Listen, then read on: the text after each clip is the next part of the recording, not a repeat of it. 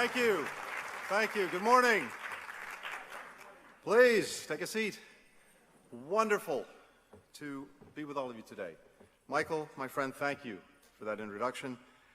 I'm grateful to you and grateful to my longtime friend, Howard Kaur, for inviting me back to AIPAC. Now, I have to admit, thank you. As I was talking with Michael and Howard and the other senior leadership at AIPAC a moment ago, I said my lifelong ambition has already been fulfilled by AIPAC because a few years ago, some of you may have been there, I got to appear in the Dallas Cowboys football stadium on a Jumbotron. Never thought that would happen. It's thanks to you.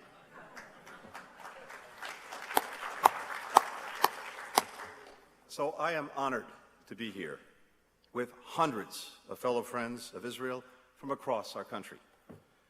It's great to be with colleagues from the Hill. I know that it's during the course of the day and maybe even this morning, Chairman Menendez, Senator Barrasso, Chairman Diaz-Balart, Congresswoman Wasserman Schultz, among others, representing the continued bipartisan support for the U.S.-Israel relationship. Last month, we marked 75 years since the founding of the State of Israel.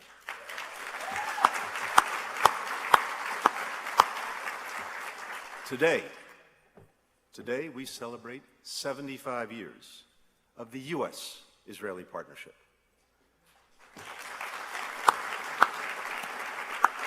Now, you all know this very well. That partnership touches on every aspect of our lives, from security to business, from energy to public health. Our ties have not only delivered for one another, but for countries around the world, making deserts bloom, developing the clean energy technologies of the future, producing vaccines, charting the future of space exploration, and so much more. And the depth and breadth of that partnership between our governments is matched only by the strength of the ties between our peoples. This partnership between the United States and Israel is indispensable, but it was not inevitable.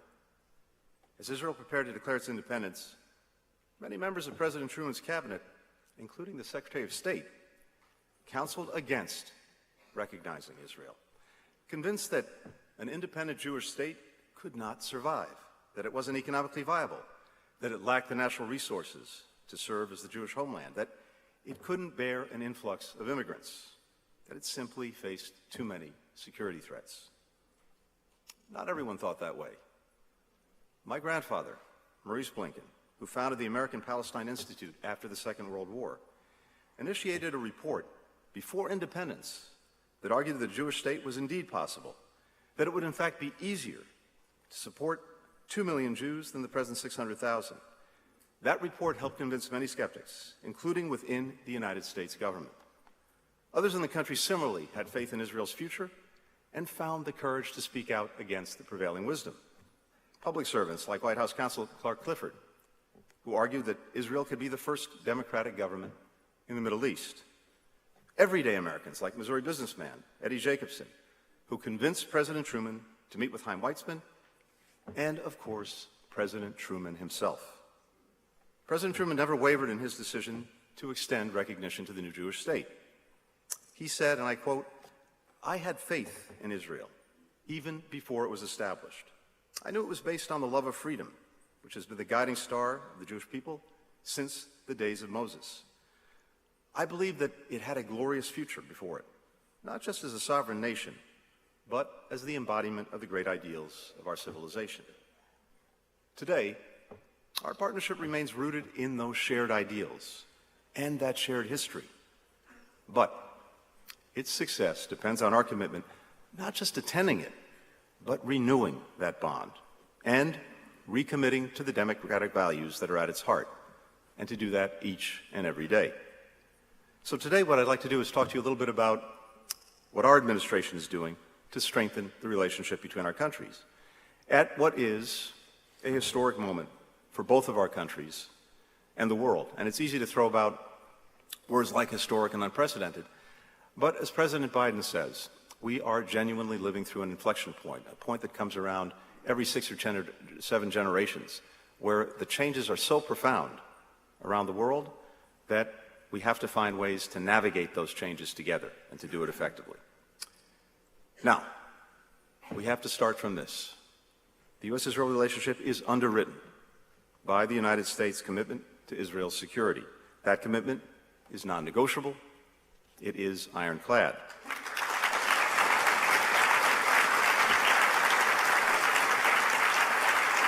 We are providing $3.3 billion in foreign military financing to Israel each year. On top of that, Israel receives $500 million in funding for missile defense, tens of millions more for new counter-drone and anti-tunneling technologies.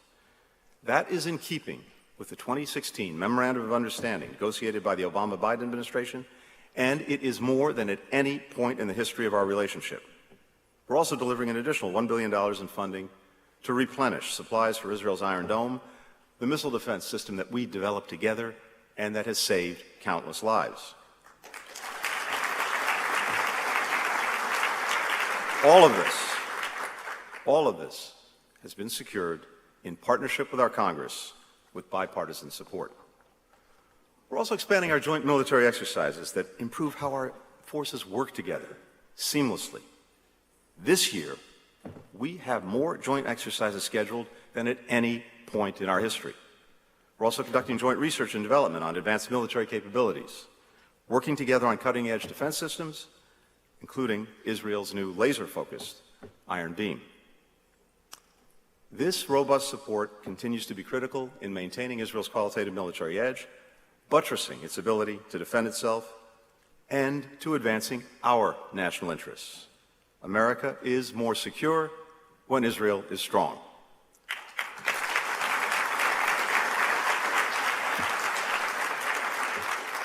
As we support Israel's defense, we are also pushing back, as you've heard, on the consistent, constant efforts to delegitimize Israel, which are aimed at undermining or isolating Israel's rightful place on the international stage. Now, we fully, deeply respect the right of all to freedom of expression, and indeed, every single day we are actively defending that and promoting that around the world. At the same time, we continue to reject the global boycott, divestment, and sanctions movement for unfairly singling out Israel.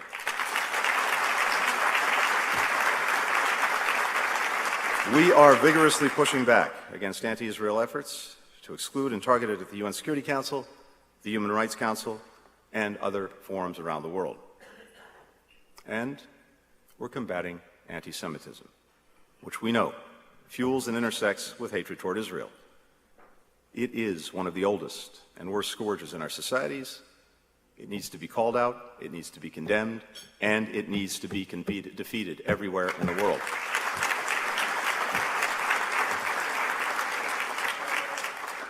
Last month, together with Special Envoy for Monitoring and Combating Anti-Semitism, Deborah Lipstadt, the President released the first ever U.S. national strategy to counter anti-Semitism, to beat back the rising tide of hate that we see around the world, and yes, in our own country. Now, we're clear-eyed about the many dangers that Israel faces in all of their forms. But there is no danger that Israel faces that is graver than the one posed by the Iranian regime. That regime routinely threatens to wipe Israel off the map. It continues to provide weapons to terrorists and proxies like Hezbollah and Hamas, who reject Israel's right to exist. It exports its aggression throughout and even beyond the region, including by arming Russian forces with drones that are being used to kill Ukrainian civilians and destroy its infrastructure. And in turn, Russia is providing sophisticated weaponry to Iran. The pattern of hostile behavior underscores a clear imperative that you heard from Michael. Iran cannot and will not be allowed to acquire a nuclear weapon.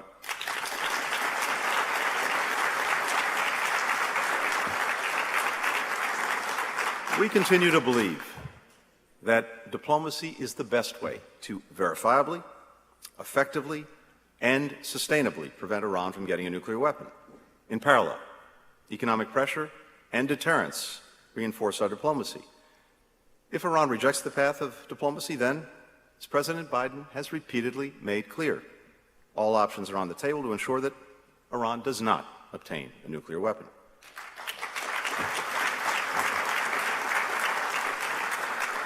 This three-pronged approach, diplomacy, economic pressure, deterrence, which also includes strengthening Israel's military capabilities, has bipartisan support. And it puts us in the strongest possible position to address the Iranian nuclear threat, just as we take on the many other challenges posed by the Iranian regime.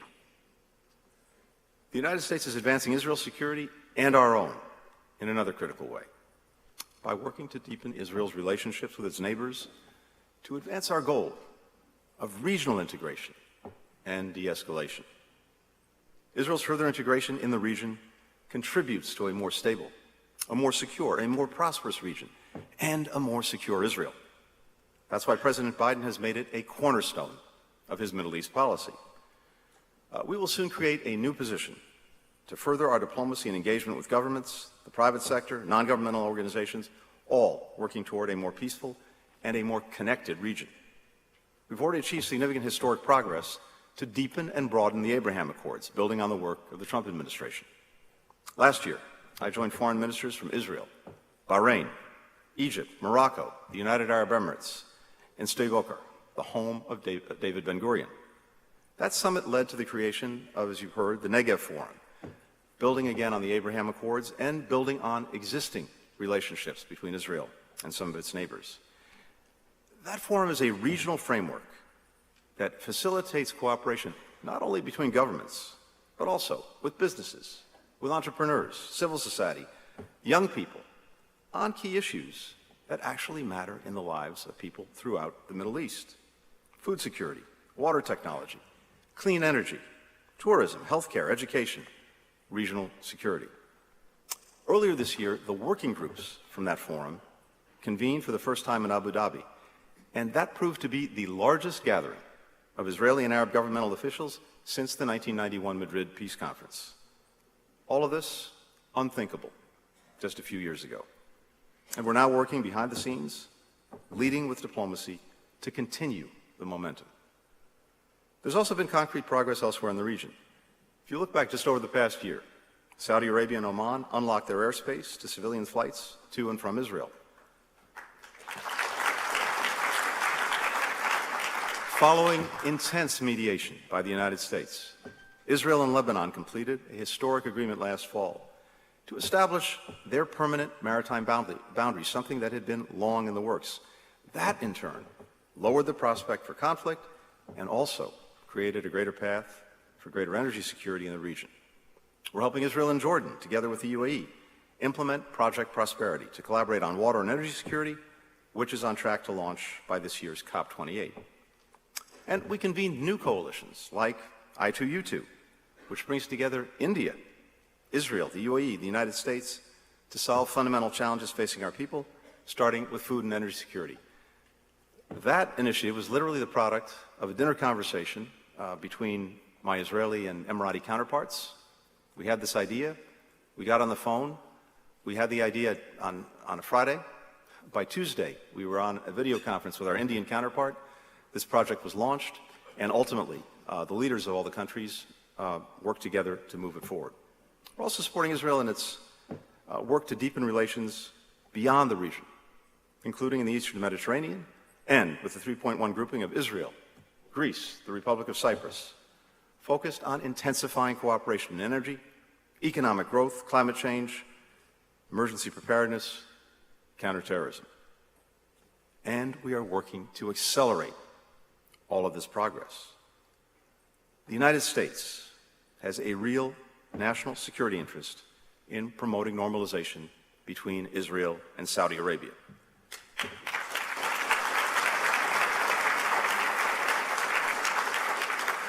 We believe that we can, and indeed we must, play an integral role in advancing it. Now, we have no illusions that this can be done quickly or easily, but we remain committed to working toward that outcome, including on the trip I'm about to take this week to Jeddah and Riyadh for engagements with our Saudi and Gulf counterparts.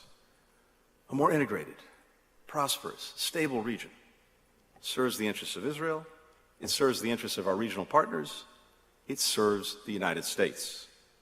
But integration and normalization efforts are not a substitute for progress between Israelis and Palestinians, nor should they come at its expense. Israel's deepened relationships with its partners can and should advance the well-being of the Palestinian people and the prospects for a two-state solution. As the President said on his recent trip to Israel and the West Bank last summer, a two-state solution, based on the 1967 lines with mutually agreed swaps, remains the best way to achieve our goal of Israelis and Palestinians living side by side in peace with equal measures of security, freedom, justice, opportunity, and dignity. Israel was founded. Our partnership was built on democratic values, which include equal access by all people to their rights. And a two-state solution is vital to preserving Israel's identity as a Jewish and democratic state. Now, it's no secret that today the prospects of a two-state solution can feel remote. But we are committed to working with partners and with the parties to at least maintain a horizon of hope. In the immediate term, that means de-escalation, refraining from unilateral measures that increase tensions, that strengthen security cooperation to counter violence, and that improve daily life for the Palestinian people. That's what our diplomacy has been about in regional meetings in Aqaba and Sharm el-Sheikh, and with the help and support of Israel's longstanding partners, Jordan and Egypt. This work requires both parties to uphold commitments that they've made, including at those recent meetings. These talks represent critical steps to try to stem the violence and, hopefully, to rebuild frayed ties and begin the real diplomatic work necessary to resolve this conflict.